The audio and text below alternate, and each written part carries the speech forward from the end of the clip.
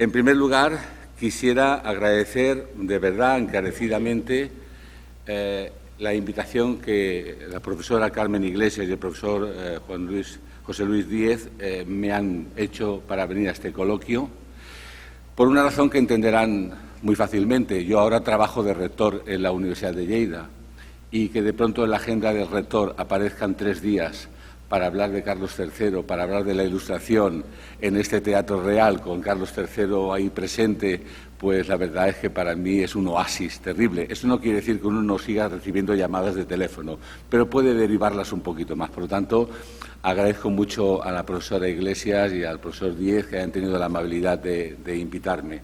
Y, en segundo lugar, porque es el momento para ver a amigos entrañables de profesión, no quiero citar a ninguno para que no se me olvide alguno y después, en fin, me lo recriminen con justicia, y también para conocer a gente nueva como Elena o como Cesare, que ha sido un verdadero placer compartir con los amigos italianos este trocito de mi tiempo con Carlos III al fondo. Y decirles también que Santiago Muñoz y Pedro Tede no es que me hayan dado faena, es que me han aligerado la faena. Por lo tanto, habrá cosas que, para no repetirme, pues yo no les diré.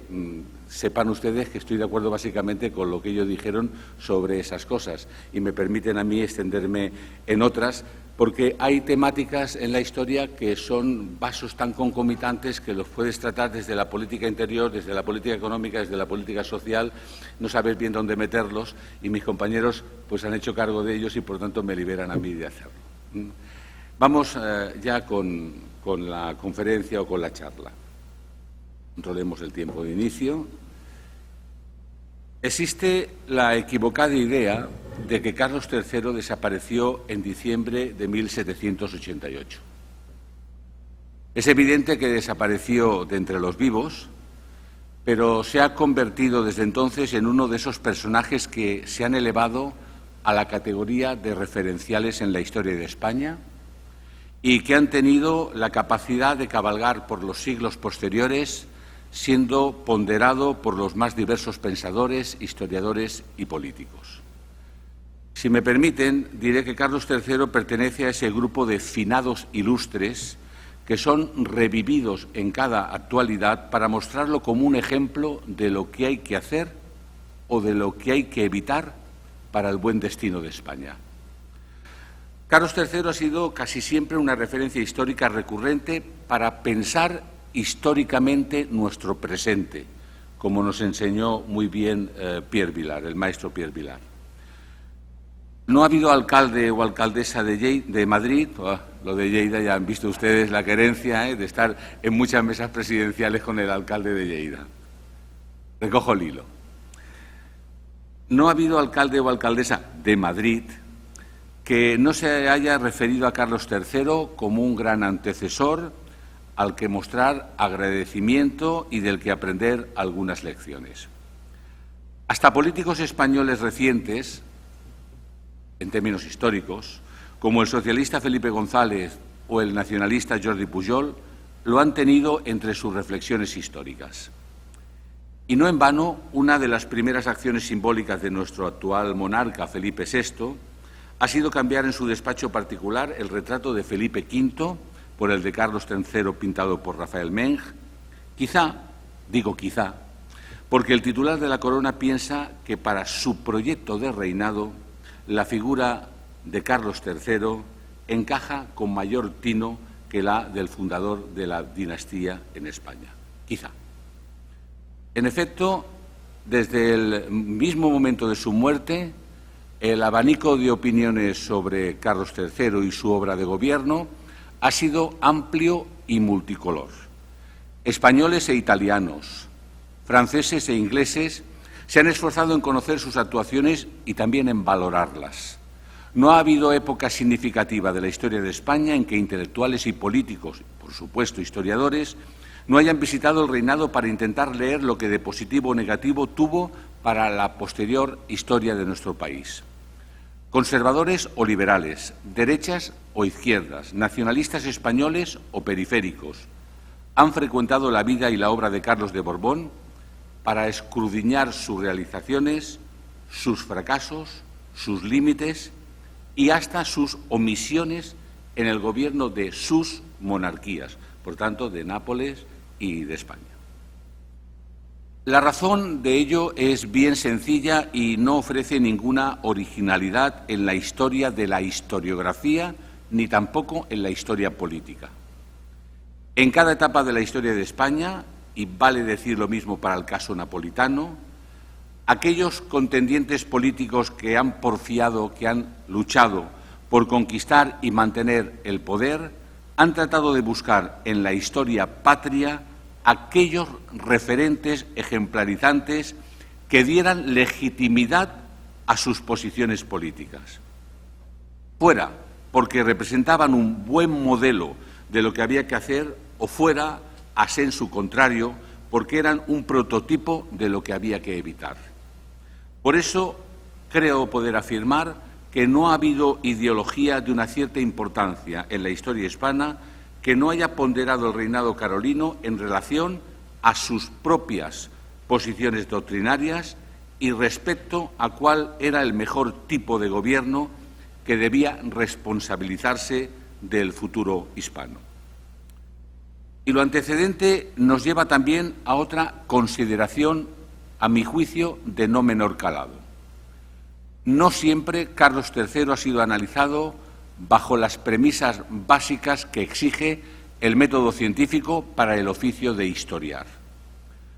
No insistiré mucho en esta delicada, compleja, pero trascendental cuestión, porque en mi reciente obra sobre Cataluña y el absolutismo borbónico me ocupé, espero que con algún acierto, de reflexionar sobre la necesidad de expurgar el trabajo de los historiadores de las influencias ideológicas que producen análisis sesgados y simplistas, alejados de la neutralidad y la ecuanimidad que se exige como un valor máximo deontológico y epistemológico a la tarea del investigador. A lo largo de 300 años, Carlos III también ha sido víctima frecuente del anacronismo, del presentismo, del ideologismo y del teleologismo. Y no solo por parte de ensayistas y políticos, sino, desgraciadamente, por parte también de estudiosos de reconocido prestigio en la academia historiográfica que no han podido soslayar sus propias posiciones axiológicas o ideológicas en el estudio y ponderación del reinado carolino. Grosso modo, bien puede afirmarse que en la actualidad existen, grosso modo, dos grandes tradiciones interpretativas sobre el reinado de Carlos III en España. Dos grandes tradiciones que se adscriben globalmente a dos posiciones ideológico-políticas diferentes acerca del alcance que tienen los reformismos en el progreso de la humanidad. De hecho, compartiendo las dos la misma esencia, en su esencia, la misma idea de progreso heredera de la Ilustración, esos dos grupos genéricos disienten sobre lo que Carlos III representó para el deseado progreso humano. Un paso adelante para los historiadores que conciben el reformismo gradualista como un buen camino hacia el progreso humano y, al contrario, un movimiento retardatario para los historiadores que creen que en determinadas circunstancias son los cambios radicales y, en su caso, incluso revolucionarios, los únicos que efectivamente conducen al progreso de la humanidad. Si la anterior dicotomía que les he planteado fuera en esencia correcta, creo que ambas tradiciones son más compatibles de lo que pudiera parecer a primera vista. Si adoptamos el sendero de la ciencia historiográfica y dejamos de lado las tentaciones ideológicas, teleológicas, anacrónicas, presentistas, como he dicho antes, tan nocivas para el oficio del historiador, pienso que adoptando una postura ecléctica, pero no sincrética, propia además del pensamiento ilustrado, esas dos grandes concepciones sobre el reinado carolino pueden en cierta medida complementarse en la medida en que la mayor parte de los historiadores profesionales que las profesan comparten esencialmente la misma idea de progreso heredera de la Ilustración. Una conciliación de posiciones que no piensen ustedes que la concibo para evitar el debate intelectual ni tampoco para contentar a las partes, sino como producto de la creencia de que ese es el camino que más nos acerca a la objetivación de la realidad histórica del reinado carolino. Pienso que la tradición marxiana, fíjense que hago alusión a marxiana y no marxista, alberga una buena parte de razón cuando defiende que Carlos III y sus ministros, como por otra parte los monarcas absolutos del tiempo de la Ilustración, no tenían intención alguna de acabar con el sistema social y político imperante. El reformismo es una estrategia política que no está pensada para cambiar radicalmente las bases esenciales de un determinado sistema social, sino que parte de la premisa de que ese sistema es básicamente correcto y que, en un determinado momento histórico, su perpetuación precisa de la existencia de algunos cambios que, al regenerarlo, aseguren supervivencia y mejoren la vida social. Miren, eso pasa, por ejemplo, con quienes consideramos que la democracia es un sistema político con grandes bondades que para su mantenimiento precisa estar siempre en vigilia reformista. Por tanto, la visión del materialismo histórico no dogmático sobre el absolutismo reformista de Carlos III como un movimiento conservador del antiguo régimen, en el sentido de que trataba de conservar sus bases modificando lo que no funcionaba en las nuevas situaciones económicas e ideológicas que se estaban produciendo, creo, sinceramente, que es básicamente correcta. Otra cosa distinta es que algunas de las ideas que nacieron de la Ilustración reformadora acabaran siendo las premisas básicas para construir el nuevo universo intelectual y político liberal. Bien sabemos los historiadores que las divergencias entre las intenciones primeras de una determinada política o una determinada ideología y sus consecuencias inesperadas resultan habituales en la historia de las sociedades. Ahora bien,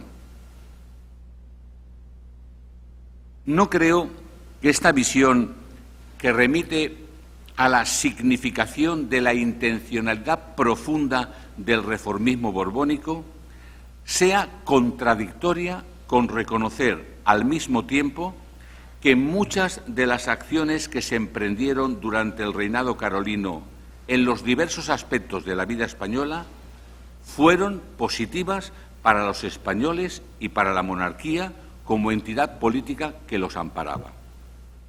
Positivas en el sentido de que mejoraron la realidad existente tanto cuantitativa, el profesor Tede ha hecho una exhibición empírica de eso, como cualitativamente, aunque en efecto todas esas medidas no estuvieran pensadas para cambiar las bases sociales y políticas del sistema. No es posible ahora, en estos momentos, en el marco de esta conferencia, hacer un balance exhaustivo en este sentido y también lo han hecho anteriores ponentes. Sin embargo, con todos los peros que se puedan poner, creo que es demostrable que las fuerzas económicas crecieron, que las relaciones de producción fueron cada vez menos feudales, que el mercado nacional se ensanchó y se articuló en mayor medida, que la libertad de empresa tuvo una mayor presencia, que el Estado se fortaleció y se hizo más eficaz, que se conquistó una mayor independencia frente al papado y a la Iglesia española, que hubo una mejor administración y unas fuerzas armadas más desarrolladas, que la vida social se hizo menos impermeable y más dinámica, que se dieron mayores cuotas de libertad para el pensamiento, que la ciencia creció de forma considerable, que España se acercó a Europa o que se supo conservar las colonias americanas y extraer mejores rendimientos para la metrópoli. Y todas esas realizaciones también fueron el fruto de la intencionalidad del monarca y de sus ministros. Pero recordemos también una cosa para situar bien a los antecesores. También fueron intencionalidad de Felipe V y de Fernando VI. Todos ellos estuvieron convencidos de que había que regenerar España y mejorar su posición internacional. Eso sí, sin necesidad de alterar los fundamentos de un modelo de sociedad que ellos contemplaban como básicamente correcto, que cuadraba objetivamente con sus intereses de clase, que precisaban mantener la estructura estamental y que, al mismo tiempo, también se matrimoniaba con el horizonte de civilización en el que vivieron, un horizonte que solo empezaba a cuestionar una minoría de pensadores que, además, en ningún caso propusieron la revolución como la vía correcta para caminar por la senda del progreso. Me refiero a una revolución entendida como la subversión plena del orden social existente, que es suplantado radicalmente y o violentamente por otro de naturaleza distinta. Todo ello no es inconveniente, por supuesto, para que se pueda analizar, desde luego sabiendo que lo hacemos a posteriori, acerca de si alguna de las medidas hubiera podido ser más decididas, más radicales o mejor sostenidas políticamente, o si se podrían haber llevado a cabo las actuaciones más atrevidas que solicitaban ciertos pensadores que no estaban tan vinculados al reformismo oficial. Peticiones, por cierto, recordémoslo, muchas de ellas efectuadas ya en un tiempo muy tardío del reinado o incluso fuera del mismo. Pero esto que digo, seamos conscientes como historiadores, que pertenece al siempre resbaladizo terreno del mundo ensayístico y contrafactual de qué hubiera pasado si. Todo este preámbulo que les he hecho, en el que he situado cuál es mi teoría sobre cómo veo yo el reformismo borbónico, el XVIII y Carlos III, con esa posición ecléctica de las que le he hablado, creo que puede contemplarse en gran medida en lo que podríamos llamar convencionalmente la política social de Carlos III. Carlos III y sus ministros sabían que para conseguir la plena regeneración hispana era imprescindible fortalecer el Estado, hacer crecer la economía, mantener el prestigio internacional, como ayer Carmen nos enseñó magistralmente, y salvar la joya de la corona, América. Hay una frase de Carlos que es paradigmática de buena parte de su pensamiento en política internacional interior. Nada quiero, pero que nada me quiten. Es su divisa en política internacional. Conservar la corona, por lo menos, tal como la he recibido.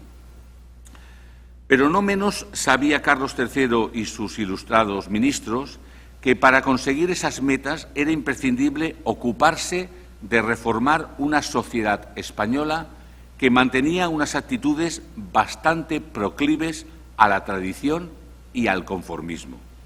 Si leemos a Feijóo o a Campomanes, a Jovellanos o a Cabarrús, todos ellos solicitan la renovación del comportamiento cívico y social de los diversos grupos sociales, cada uno en su estamento, cada uno en su papel social, pero todos mejorando sus hábitos y sus costumbres.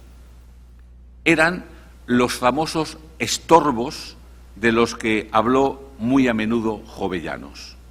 O dicho de otra forma, había una clara conciencia entre los reformistas ilustrados de que la estructura social hispana obstaculizaba los planes que se realizaban para el fomento económico. No era el mito de la leyenda negra que el genio especialmente poco laborioso y poco emprendedor de los españoles fuera lo que había que atajar. No, lo que había que hacer era promulgar leyes nuevas que cambiaran las costumbres sociales de los españoles. Y en esa tarea debería realizarse sin poner en cuestión la estructura estamental del antiguo régimen. Había que revisar ciertas cuestiones, pero sin tocar los fundamentos del sistema social y mucho menos del régimen político absolutista. Entre otros motivos, porque los ministros reformistas estuvieron siempre muy convencidos de que el absolutismo era lo que en última instancia les amparaba y les permitía sus propuestas de reforma de España. Un rey incuestionable, pero que admitiera el camino de la reforma y de la Ilustración, era la mejor garantía en aquel contexto político para poner España en el sendero de la regeneración y la europeización. A mi modo de ver, se buscaron hacer cambios pacíficos y graduales que ellos eran los que pensaban que España precisaba. Y lo hicieron persiguiendo 4 objetivos principales. Primer objetivo, acomodar la estructura social hispana a los nuevos tiempos que vivían, mediados por una importante expansión económica mundial que provocaba y demandaba cambios sociales. Segundo, rebajar las diferencias extremas entre las clases, que resultaba un impedimento objetivo para el crecimiento de la economía y que provocaban una marginación social que en determinadas circunstancias ponía en peligro la paz social y, quién sabe, si hasta el propio orden político monárquico. Tercero, aumentar la colaboración entre los diversos grupos sociales,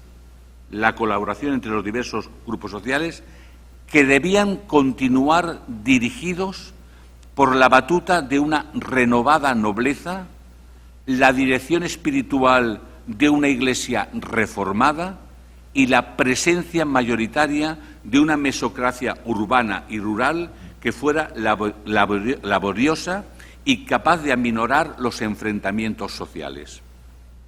Y cuarto, todos los grupos sociales debían ver en el monarca al supremo árbitro al que todos debían una fidelidad incuestionable e inquebrantable. Si ustedes me piden que les ofrezca una imagen global del modelo ideal al que aspiraban las autoridades carolinas, les diría que era la siguiente: una minoría de notables, nobles, eclesiásticos y burgueses ricos, con una educación ilustrada y reformadora, gobernaban sobre una mayoría mesocrática acomodada que mantenía una paz social estable, amparada por un rey todopoderoso pero paternal. Creo que esa es la imagen a la que Campomanes o Jovellanos hubieran estado de acuerdo en que, si la hubieran conseguido, se hubieran dado por satisfechos. Para conseguir esos 4 objetivos centrales que les he citado, me parece que pueden señalarse 3 estrategias principales seguidas por todos los gobiernos borbónicos, especialmente por los de Carlos III. Primera estrategia: estimular a las viejas clases privilegiadas para que se modernizaran y fueran la clase dirigente nacional que se necesitaba. Una clase dirigente eficaz, capaz de ejercer su hegemonía social y de contribuir al mismo tiempo al bien común de la monarquía. Segunda estrategia: conseguir aumentar un nutrido y laborioso sector mesocrático que fuera esencialmente el que era capaz de aumentar la renta nacional. Y tercera estrategia: hacer frente a la abundante marginalidad social que existía en el país y que fue una permanente preocupación de los políticos reformistas. Hablemos primero de las clases privilegiadas, si les parece bien. Y, naturalmente, empezaremos primero por referirnos a la nobleza. Contra lo que en algunas ocasiones se ha dicho, Carlos III no estuvo en contra del bloque social dominante del antiguo régimen. Era un noble, vivía entre nobles y se aconsejaba moralmente por religiosos. Lo que sí deseaba era su regeneración para evitar las crecientes críticas que algunos de sus comportamientos generaban en el seno de la sociedad española. Pero en ningún caso deseó que las clases privilegiadas dejaran de serlo, ni que desapareciera su fuerza política, su preeminencia social o su influencia moral y ejemplarizante. Es cierto que prefirió gobernar con una nobleza media encumbrada en buena medida por el propio Carlos III. Una nobleza media que había demostrado sus méritos y servicios al Estado y que comulgaba con las ideas regias. Pero nada hizo de serio y significativo en contra de la aristocracia. En este sentido, me gustaría recordar que los señoríos quedaron intactos. La recuperación de las alcabalas por parte del Estado se paralizó después de 1766. Los mayorazgos ociosos y que marginaban al resto de los hermanos se mantuvieron prácticamente intocados. Solo en la tardía fecha de 1789, el año de la muerte del rey, se intentó limitar la fundación de mayorazgos por parte de Floridablanca a quien dispusiera cuando menos de 3.000 ducados, entre otras intenciones para evitar que la incipiente burguesía enriquecida volviera a reproducir una práctica que los propios reformistas consideraban que no era buena. A mi modo de ver, ya ven que soy muy cartesiano, lo siento, pero es mi forma de exponer. A mi modo de ver, 4 fueron los objetivos principales que el reformismo carolino trató de alcanzar en la política nobiliaria. Primero, trató de conseguir que la nobleza abrazara la causa reformista que el propio rey amparaba. Ese fue el sueño político máximo, un sueño político que fue el más difícil de alcanzar, sobre todo en los sectores más altos de la pirámide aristocrática. Nunca fue fácil convencer al duque de Alba. Segundo, modernizar a la nobleza para que fuera una clase emprendedora que estuviera preparada para ser activa en la economía, para liderar a la sociedad desde una perspectiva patriótica y para ser una clase dirigente tanto en sus funciones de Estado como en la vida municipal, donde disponían, por cierto, de mucho poder consistorial. Desde este punto de vista, es muy necesario recordar los buenos ojos con los que los reformistas miraron siempre iniciativas educativas como los Reales Estudios de Madrid, que Carlos III reabrió después de la expulsión de los jesuitas, que estaban destinados a cultivar a una nobleza regenerada capaz de liderar el país. O la preocupación que mostraron algunas sociedades económicas de amigos del país, que quisieron reeducar a las noblezas locales a través de seminarios de nobles y ponerlas a la cabeza de los planes de regeneración económico local. Tercero, los reformistas querían una verdadera nobleza que fuera pura y que no hubiera falsos hidalgos entre ella, que era lo que, en opinión de los reformistas, desmerecía la imagen de la nobleza a ojos de la mayoría de la sociedad. Y en esta política hay que decir que tuvieron éxito, pues sabemos bien que los decretos de 1760 y 1784 produjeron, en famosa y acertadísima frase de don Antonio Domínguez Ortiz, un verdadero desmoche de hidalgos. Si comparamos los censos de 1768 y de 1797, la cifra de hidalguías disminuyó casi en una tercera parte, de 722.000 aproximadamente a 480.000. Una disminución que bien sabemos que afectó sobre todo a las provincias del norte, donde muchísima gente se tenía por hidalgos sin ninguna prueba fehaciente. En cambio, las medidas no afectaron ni a titulados ni a caballeros, aunque también es cierto que en la tardía fecha de 1784 se ordenó a los corregidores que revisaran dichas categorías de titulados y de caballeros en las jurisdicciones donde ellos tenían mando en plaza para procurar que los que tenían esta categoría lo merecieran en su estilo de vida y en su capacidad económica. Y en cuarto lugar, se quiso dar mayor acceso a la nobleza a nuevos individuos que lo acreditaran por sus servicios al Estado, sus méritos intelectuales o por ser capaces de crear importantes fortunas con sus actividades económicas, fomentando con ello la riqueza de la monarquía. Si eran buenos ejemplos sociales, bien podía ser miembro de las élites dirigentes.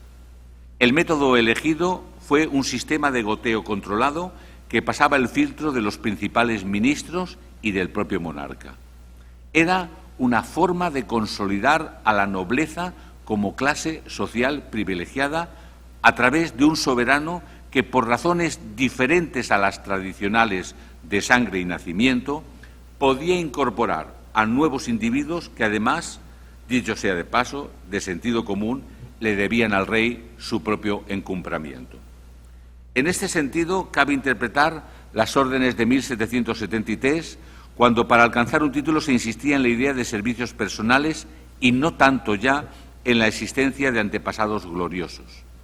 O también en la Real Célula de 1783, que propiciaba que fueran compatibles nobleza con la actividad empresarial para aquellas familias que se hubieran dedicado durante 3 generaciones al comercio o a la industria. Algo, por cierto, que en la práctica ya se había ido imponiendo desde hacía tiempo entre los comerciantes e industriales más importantes que conseguían la nobleza gracias a sus desvelos empresariales y o servicios a la corona y al bien público. Empresarios que en muchas ocasiones no abandonaron sus negocios, que era lo que sustentaba en último extremo su nuevo ascenso social. Al menos eso estamos en condiciones de asegurarlo para la burguesía comercial gaditana y para la catalana. En esta política de mayor acceso a la nobleza, siempre controlada por el reformismo oficial, cabe destacar también la famosa creación de la Real Orden de Carlos III de septiembre del 71.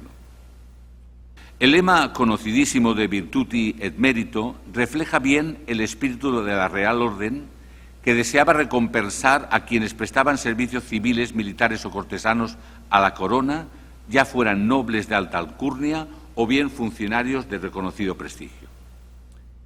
En una primera etapa fueron 250 los inicialmente beneficiados en las 2 categorías existentes de grandes cruces y pensionadas, encontrándose entre los segundos una amplia mayoría que había efectuado servicios al Estado y solo un 10% de títulos nobiliarios. Pero no hay que olvidar, sin embargo, que en 1787 se recordó la necesidad de tener limpieza de oficios, lo cual es evidente que representaba una posición más conservadora respecto a los primeros tiempos fundacionales que no preveían explícitamente esta cuestión.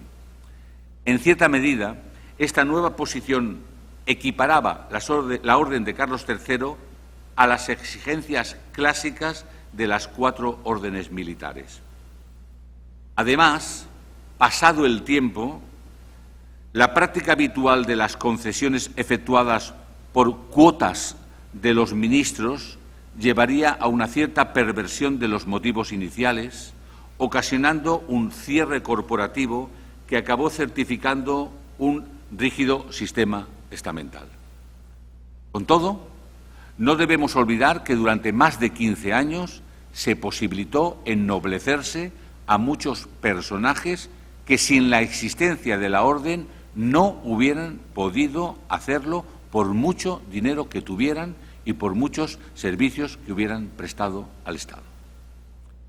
Recordemos igualmente el caso de la Real Pragmática de 1776 sobre concertaciones matrimoniales. Una Real Pragmática que Carlos III aprovechó para aplicar a su querido hermano Luis en aras a evitar cualquier peligro sucesorio. El monarca, en ella, en la Real Pragmática del 76, quiso compaginar las nuevas realidades sentimentales que solicitaban mayor libertad para elegir cónyuge con la prohibición de que las mismas se hicieran entre ámbitos sociales que no fueran del mismo calibre. Es decir, mientras se respetase el patrimonio familiar y no hubiera trasvases sociales indebidos, hombre y mujer podían elegir su pareja dentro de su propia clase social y siempre que no se ofendiese gravemente el honor de su familia o se perjudicase al Estado. Era una pragmática que, en cierta medida, intentaba proteger a la sociedad estamental y a la pureza de la nobleza, permitiendo algo más la libertad sentimental. Así pues, me parece evidente que Carlos III no tuvo interés alguno en que la nobleza dejara de ser el cuerpo central de la monarquía. Para el rey se trataba de la clase principal del reino, con quien se había criado y educado, la clase que le rodeaba en la corte, la clase que a veces le aconsejaba también políticamente y la clase que le asistía personalmente. Era su horizonte de civilización. De hecho, en cierta medida, Carlos III se sentía el primus inter pares de la aristocracia. Eso explica que los titulados aumentaran y que los caballeros no disminuyeran a lo largo de su reinado. Carlos III y sus ministros querían salvar a la nobleza de sí misma, admitiendo solo a la verdadera y procurando que estuviera a la altura de los tiempos con una nueva mentalidad que no despreciara la dirección de los negocios y que se pusiera al frente del liderazgo social gracias a una nueva actitud civil ejemplar que demostraba que la nobleza era capaz de renovarse para seguir siendo la clase dirigente de la monarquía. Lo que no quería Carlos III era una nobleza cerrada a cal y canto, meramente rentista, que despreciara la vida económica, ensimismada en la corte o convertida en una oligarquía municipal sin mayores pretensiones que disfrutar del poder consistorial. Lo que Carlos III y sus ministros quisieron fue que a los ojos de la sociedad y en tiempos de Ilustración la nobleza renovara su liderazgo social por ser portadora de unas virtudes públicas que le hicieran socialmente aceptable y ejemplar. Excepto en materia de hidalgos o en la incorporación de algunos individuos procedentes del Estado llano, los logros no fueron espectaculares. Pero la tarea no era nada fácil. Una parte de los nobles estuvo siempre a la greña con las huestes reformistas. La tradición era muy difícil de cambiar en el marco de un solo reinado. Y las clases populares tampoco vieron grandes ventajas en algunas de las medidas gubernamentales. De hecho, creo que el escepticismo posibilista fue cada vez mayor entre las autoridades carolinas respecto a la posible renovación de la nobleza española y que se fue imponiendo entre ellos la idea de conseguir que al menos la aristocracia no estuviera demasiado en contra de los cambios que la reforma carolina deseaba realizar.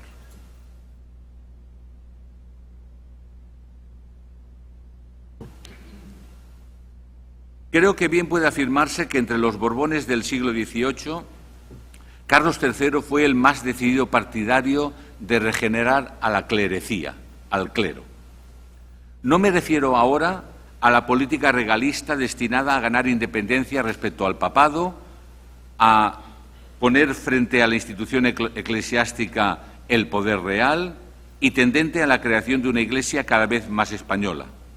Ese entiendo que no es el motivo de mi exposición. Me refiero a la tarea de ocuparse de que el clero español fuera un ejemplo social ante una población afecta al catolicismo tradicional sin apenas fisuras. Los objetivos aparecieron desde el principio del reinado muy bien señalados. Primero, mayor preparación pastoral y una mayor dedicación a la cura de almas. Segundo, reformular la extensión del inmenso patrimonio agrario eclesial compuesto por tierras de gran calidad y solicitar una mayor contribución fiscal para los gastos del Estado. Tercero, una clerecía menos numerosa, era aproximadamente el 2% de la población, y mejor repartida, pues se situaba sobre todo en las zonas urbanas más ricas. Cuarto, una clerecía más preparada intelectualmente y que practicara una liturgia sobria y eficaz, alejada del barroquismo, para lo cual el reformismo oficial contó con la colaboración sincera de una buena parte de la jerarquía eclesial. Y quinto, una decidida militancia reformista de los eclesiásticos para que ellos se convirtieran en un ejército a disposición de regenerar España a las órdenes del rey. Carlos III veía al clero como una parte fundamental de su ejército de reformadores, pues sabía perfectamente, por propia experiencia, que el confesionario y el púlpito estaban muy presentes en la vida de todos los españoles. Con estos objetivos generales, obispos, clero parroquial y órdenes regulares fueron los tres frentes principales de actuación del reinado. Carlos III tenía el privilegio heredado desde el siglo XVI de poder nombrar a los obispos y de influir en su carrera eclesiástica. Y, conociéndolo, no lo iba a despreciar. Con esta excelente posibilidad en su mano, no perdió la ocasión para intentar crear un episcopado afecto a sus intereses políticos reformistas, nombrando a los obispos más afectos a su causa. Unos obispos que debían colaborar en el fomento económico, en los asuntos asistenciales y en los proyectos intelectuales y culturales que fueran propuestos por el reformismo oficial. Como sabemos, Carlos III era un hombre muy religioso, pero no estaba de acuerdo en un episcopado que se mantuviera en el mundo del ascetismo, de la limosna indiscriminada o de la defensa a ultranza del fuero eclesiástico.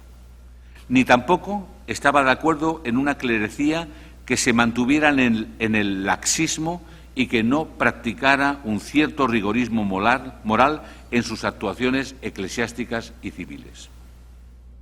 La importancia de los obispos hizo que Carlos III fuera siempre muy cuidadoso con su elección, procurando, como decía antes, seleccionar a quienes estuvieran dispuestos a colaborar en su empresa reformadora y, sobre todo, a quienes estuvieran de acuerdo con la idea de que el rey absoluto era indiscutible y que todos le debían obediencia en el orden temporal.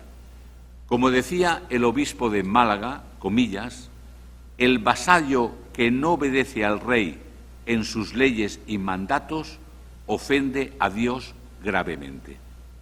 El monarca era el delegado de la divina providencia en la tierra y por eso la jerarquía episcopal estaba obligada a obedecerle en el terreno temporal. La mayoría de los obispos, como Tavira, Lorenzana, Climent y un largo etcétera, aceptaron, aunque algunos eran más episcopalistas, aceptaron globalmente esta doctrina y participaron gustosos de la política reformadora, creando a lo largo de toda España numerosas casas de misericordia, de caridad, hospicios, obras públicas, centros educativos como los seminarios o diversas cátedras, incluso dedicadas al fomento de la agricultura, la industria o las artes útiles. Carlos III y sus ministros fueron muy celosos del control episcopal y estaban muy atentos a atajar disensiones como las del obispo de Cuenca, Isidoro Carvajal y Lancaster, y también muy celosos de vigilar las reuniones de los obispos. Sabían perfectamente de la fuerza civil, social y política de los prelados y vigilaban para que sus reuniones no fueran por el camino equivocado. Cuando en 1768 el obispo de Teruel se queja de que el Consejo de Castilla le obligue a cambiar algunas constituciones sinodiales, el fiscal Campomanes argumenta con claridad meridiana que los obispos deben sujetarse al criterio regio.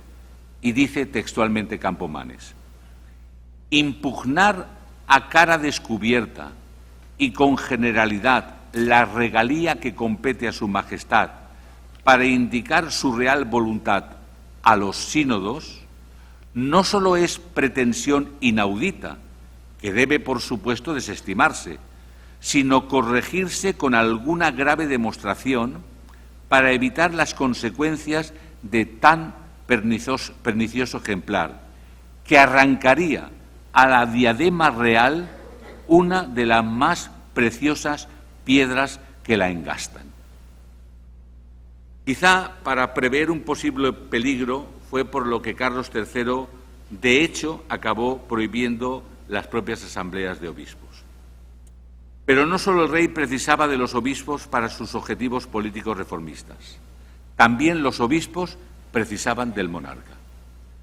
De hecho, 3 fueron los objetivos regeneracionistas que compartieron ministros y prelados: mejorar al clero pastoral, reformar las órdenes religiosas y cambiar el tipo de religiosidad popular. El clero parroquial no estaba en una buena situación en España. No resultaba infrecuente encontrarse con personajes iletrados, de moral relajada y actitudes cívicas poco edificantes entre los 15.000 párrocos y los 50.000 beneficiados, capellanes o simples tonsurados, que existían al principio del reinado. En 1769 se articuló un plan beneficial en el que se quiso poner orden en las filas de la clerecía secular. Los objetivos fueron dotar a cada cura con una congrua mínima de 4.000 reales, distribuir mejor las parroquias, exigir a los beneficiados que tuvieran la obligación de residencia, que pasaran unas pruebas de idoneidad y que ayudaran a los párrocos en la cura de almas. Pese a su lenta aplicación, he de decir que hoy sabemos que a finales del reinado se pudo constatar que los resultados fueron bastante positivos. Positivos no quiere decir que en algunos lugares no hubiera, como hubo, una fuerte resistencia de los cabildos que veían de alguna forma sus rentas afectadas y también de los propios beneficiados que pensaban que perdían poder en el ámbito local. Las críticas reformistas al clero regular eran todavía más evidentes y radicales. Fíjense, Grimaldi los considera que no tienen patria, que eran infinitos y que les convenía la independencia y el desorden y que, comillas, llaman hereje a quien procura el remedio y como tienen engañado al vulgo y a los entendimientos débiles, vencen al fin y aun escarmientan a los bien intencionados que eran los que intentaban reformarlos.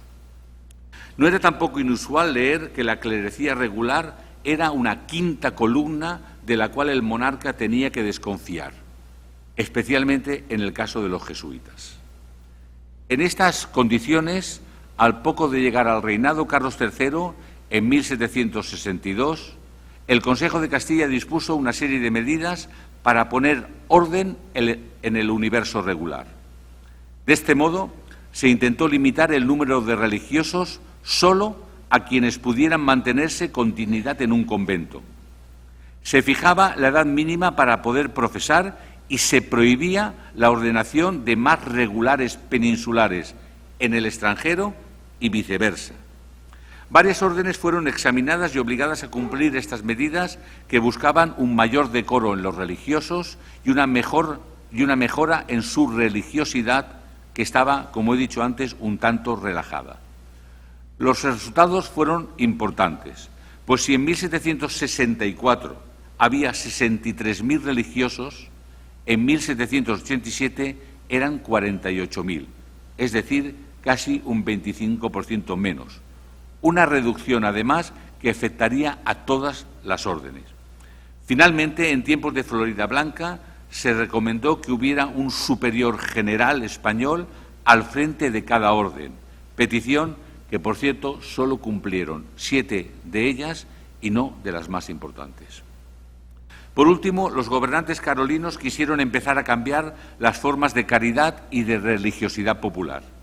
En el caso de la caridad, los hospicios y las casas de caridad fueron cada vez más contemplados, como lugares donde recluir a una mano de obra barata para especializarla en diversos oficios. De este modo, la caridad paulatinamente pasaba a ser una tarea de beneficencia ejercida por el Estado y por las clases protoburguesas ascendentes y no únicamente una cuestión de moral. Y lo mismo fue pasando cuando continuaba en manos eclesiásticas, que fueron aceptando este mismo discurso.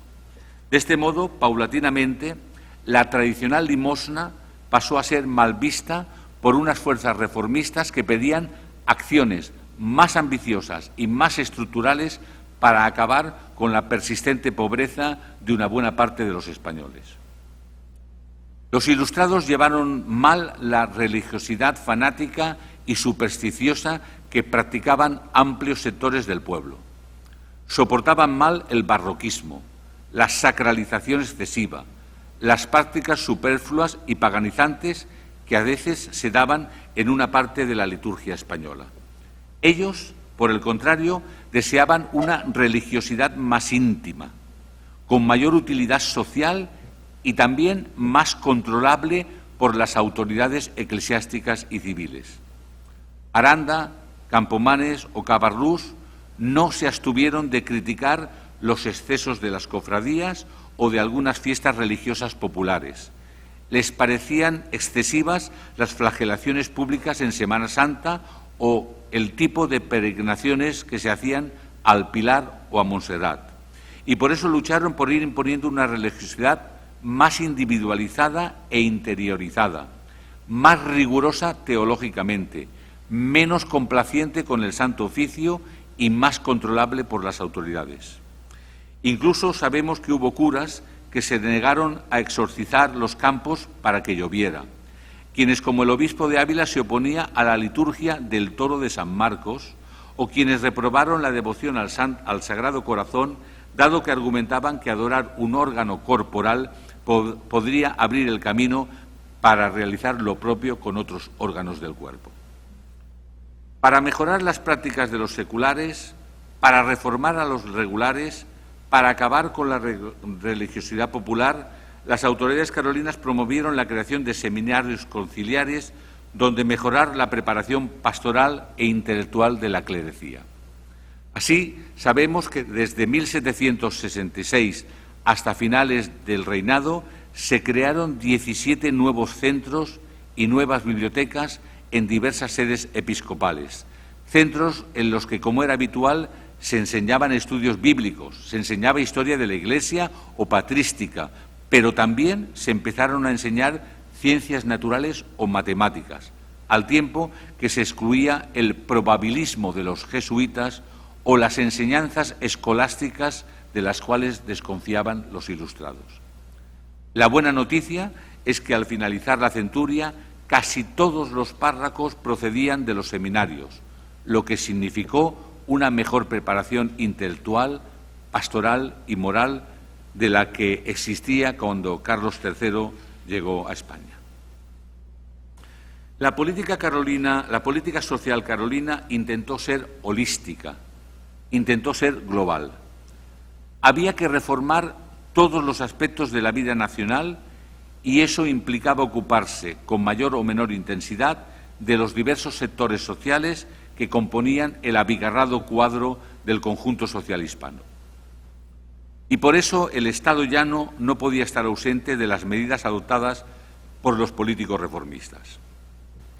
Creo que el hilo conductor de las mismas fue la permanente vocación, Pedro diría obsesión, por parte de los reformistas de crear una mesocracia rural y urbana que fuera capaz de activar una actitud más proclive al trabajo productivo y a la creación de riquezas.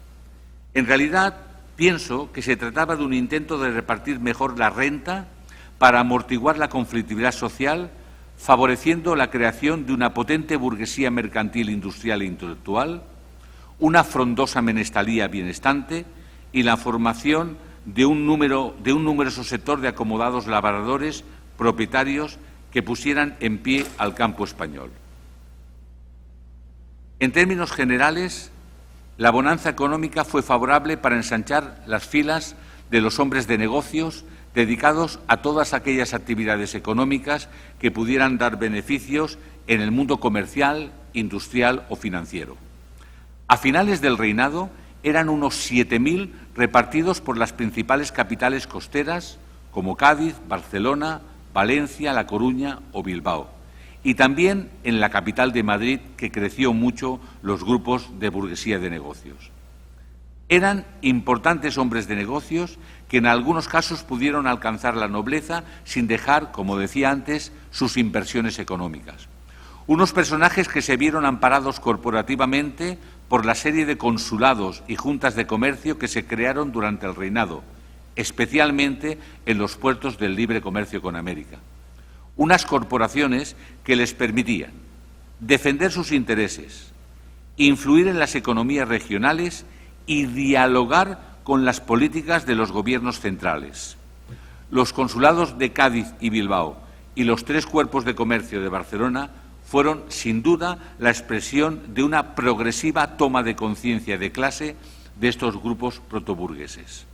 En el caso de los 3 cuerpos de comercio de Barcelona, hay que decir que ello es lo que permitió a la gran burguesía comercial y fabril el empezar a dominar la economía catalana, dialogando fructíferamente con las políticas económicas de los gobiernos borbones. De ahí que se fuera abandonando progresivamente el austriacismo y que la Cataluña de 1808 fuera la primera en salir en defensa de la monarquía borbónica. También los 15.000 mercaderes a la menuda se vieron respaldados por los cuerpos generales de comercio, que eran supervisados por la Junta General de Comercio y que se fueron creando en distintas poblaciones.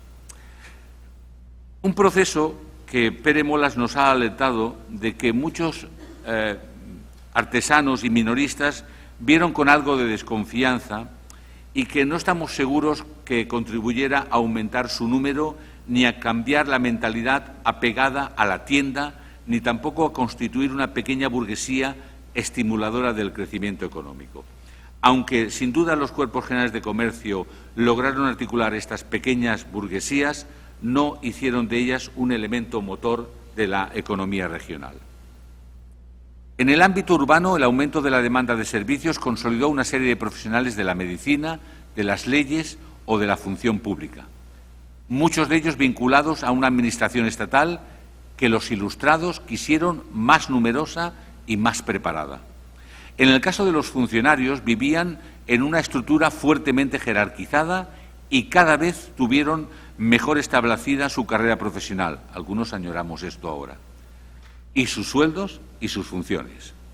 La mayoría provenía de la universidad y más concretamente de los colegios mayores, de ahí el sobrenombre de colegiales, instituciones que fueron muy criticadas por el reformismo oficial y que finalmente quedaron bastante intocadas en lo esencial, a pesar de la política de intentar quebrar el monopolio colegial en estas entidades. Uno de los auges sociales más importantes del reinado y del siglo fue el experimentado por los militares a partir de las políticas de Ensenada primero y de Aranda después. Los militares se fueron incorporando a todos los órganos de la Administración, cuestión de decir que a los golillas vieron con desconfianza, pues preferían a los civiles en los cargos burocráticos. Y también los militares fueron creando su propio estamento hasta ir forjando cada vez más una verdadera, comillas, sociedad militar mediante la endogamia familiar. Como quiera que la mayoría de la oficialidad era noble y disponía de fuero jurídico particular, el corporativismo militar fue creciendo y diferenciando a los militares de los civiles, preludiando de esta forma, en tiempos ya de Carlos III, lo que iba a ser una constante en la sociedad española de la centuria siguiente. En la búsqueda de la mesocracia productiva y emprendedora que estimulara el fomento económico, los reformistas no podían dejar de ocuparse de los trabajadores manuales. En el caso de los artesanos, practicaron una abigarrada serie de oficios que en su mayoría se desempeñaban con modestos medios de producción en la casa-taller y en algunos casos eran complementados por trabajos agrícolas en el caso de los más modestos o por inversiones mercantiles en el caso de los menestrales más adinerados. A su vez, la inmensa mayoría de los artesanos estaban agrupados en veteranas instituciones gremiales. Durante el siglo, los gremios continuaron siendo un foco de polémica doctrinaria y política entre las propias huestes reformistas. Por un lado, tenemos a Campomanes y a Jovellanos, que siguiendo la senda de Ustariz, Ulloa o Ward, pidieron que se reformaran. Eso sí, el primero con cierta moderación, el segundo, Jovellanos, con mayor radicalidad, pues en su informe sobre el libro Ejercicio de las Artes abogó de forma decidida en favor de la libertad laboral. En general, los críticos gremiales hablaban de falta de fluidez en los ascensos, del monopolio de los maestros ricos, del exceso de privilegios que entorpecía el fomento de la producción y de los perjuicios que se ocasionaban a los consumidores. Frente a estas críticas se levantaron, curiosamente, las defensas de dos personajes de la Cataluña industrial, Antonio de Capmany y Francesc Romà i Rosell. En esencia, veían con desconfianza la nueva industria de indianas que proletarizaba a los artesanos más pobres y creían que los gremios eran portadores de protección laboral, orden social, auxilio a los gobiernos, generadores de buenas costumbres morales y unos organismos que ayudaban a mantener un equilibrio social poniendo límites a las ganancias y produciendo mercancías de mayor calidad. En opinión de estos dos pensadores catalanes, era posible que los gremios necesitaran algunas reformas, pero su posible supresión consideraban que sería un desastre para la sociedad y para el Estado. Así pues, llamo la atención ahora a lo que voy a decir, como en otros asuntos, las autoridades carolinas se encontraron en un verdadero dilema. Por un lado, los productores, por otro, los consumidores. Por un lado, la necesidad de producir más, mejor y más barato para evitar las importaciones ante una demanda en alza y auspiciar la industria nacional. Por otro, evitar la posible inestabilidad social ante una rápida proletarización de la comunidad artesanal. Era exactamente lo mismo que estaba pasando en el mundo pesquero entre los fomentadores capitalistas y los gremios de pescadores. ¿Cuál fue la decisión? Pues la decisión fue la aplicación de medidas reformadoras parciales dentro de una estrategia que deseaba romper con la ortodoxia gremial. Por eso, se autorizaron la instalación de industrias libres, la llegada de maestros extranjeros, la fabricación de productos monopolizados por una corporación y se otorgó un mayor margen de libertad laboral. Y junto a ello, se dispusieron también, ya a finales del reinado, diversas medidas para la protección de los artesanos, como fue la declaración de honrados oficios, la disposición de créditos privilegiados para artesanos y criados, la autorización para que los hijos ilegítimos pudieran ejercer, o bien la prohibición de que se pudiera arrestar a los artesanos por tener deudas civiles. En realidad, la política carolina con respecto al mundo artesanal tuvo que realizarse en medio de una contradicción difícil de resolver. Hacer frente a las necesidades del crecimiento económico y de los consumidores al tiempo que se deseaba mantener la esencia de las bases sociales del orden establecido en la cual los gremios resultaban una pieza fundamental. Voy a acelerar un poquito porque me parece, José Luis, que ya estamos a punto del café, y por lo tanto, si interesa, habrá alguna pregunta después. Para ir acabando, me referiré al campo y al intento de crear una mesocracia rural. Ese intento, después de 1766, que fue sin duda un aviso extraordinario de cómo los campesinos, si se ponían al frente de una revuelta, podían ocasionar un grave quebranto de la monarquía, aunque déjenme que haga un paréntesis, en 1766, aparte de la revuelta campesina, hubo conspiración política de una parte del Partido Español, cosa que no debemos olvidar nunca.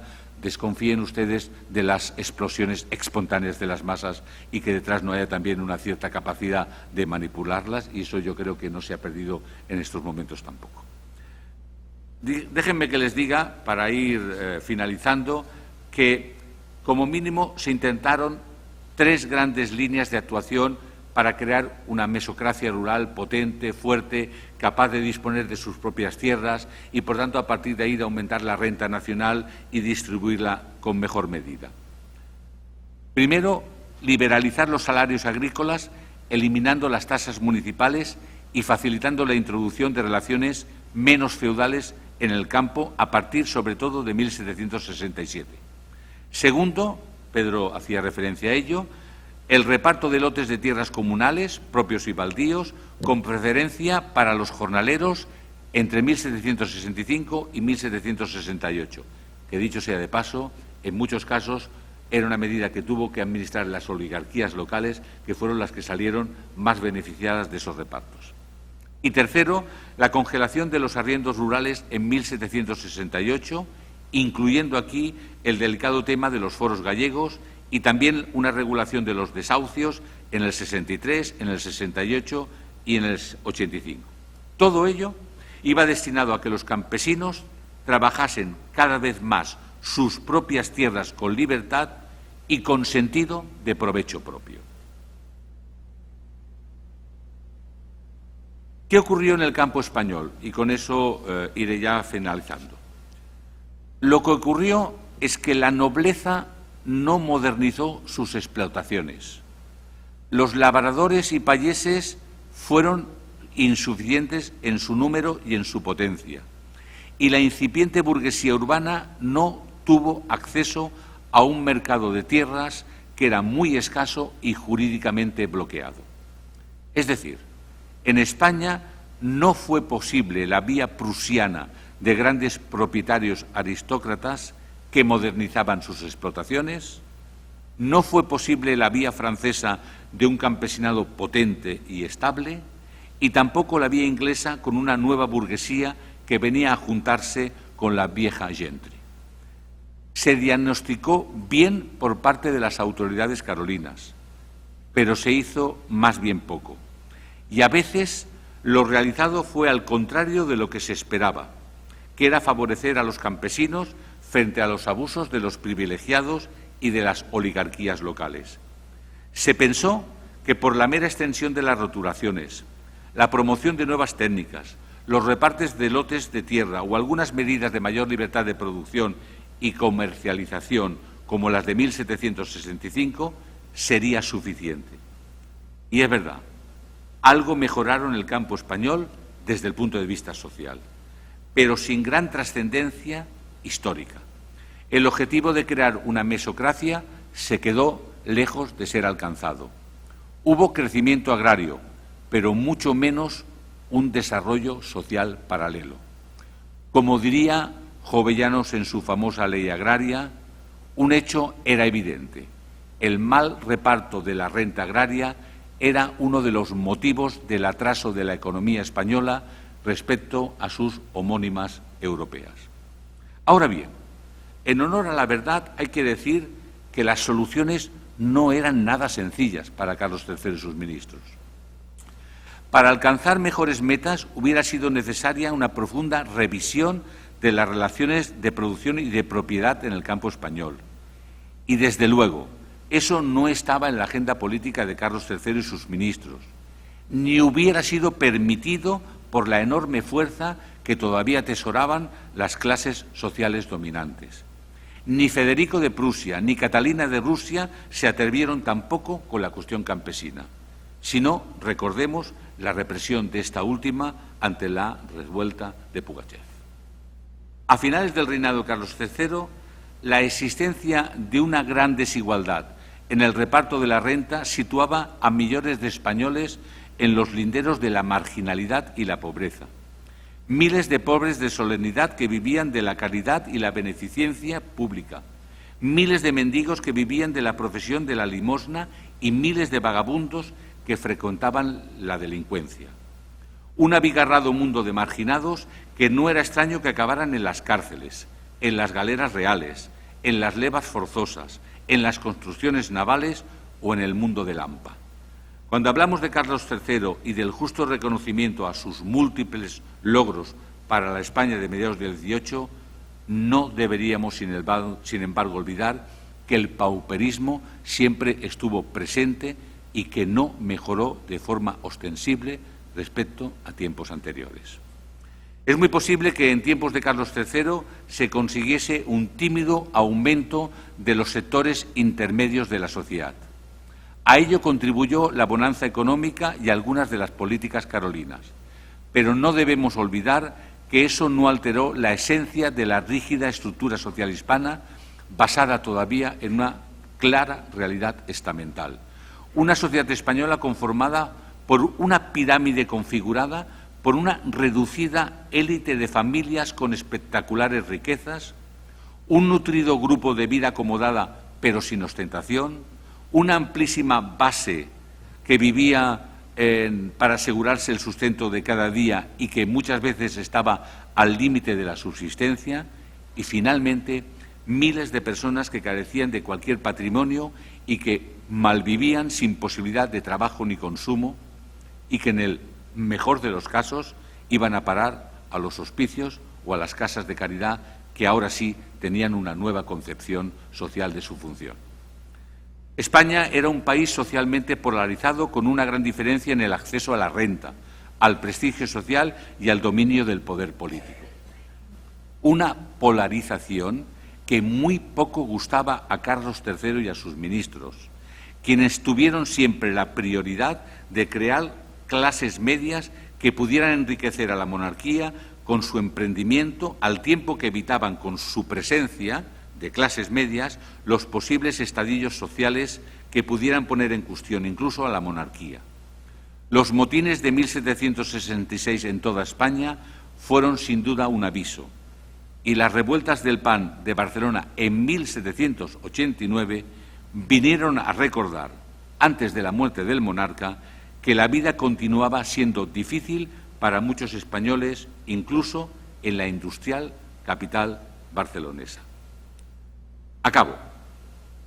Permítanme una última reflexión. Las distintas valoraciones que se han efectuado del reinado carolino desde 1789 han tenido, como decía al principio, mucho que ver con las relaciones que el oficio de historiar mantiene inevitablemente con la axiología y con la ideología.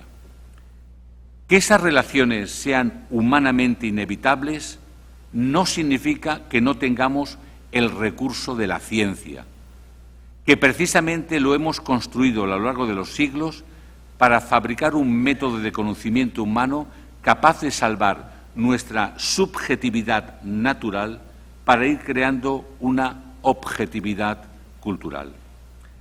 Ese método, perdonen que lo recuerde hoy aquí, pero los historiadores tenemos la obligación de recordárnoslo a nosotros mismos. Se llama ciencia y ha sido de una gran utilidad para la humanidad. Una ciencia que también es posible aplicar, créanlo, al conocimiento del funcionamiento y cambio de las sociedades humanas en los diversos espacios geográficos y en los distintos tiempos. Pasión por una ciencia que debe ser fría, aunque ciencia. Hace muchos años, allá por 1978, tuve la fortuna de asistir a una comida en la que estaban sentados en la misma mesa, entre otros, Pierre Vilar y Antonio Domínguez Ortiz. Dos historiadores de teoría histórica diferente y de ideología muy distinta. Se habló de muchas cosas, y entre ellas de Carlos III. Percibí enseguida que ambos estaban muy de acuerdo en bastantes cuestiones a la hora de ponderar la figura del rey.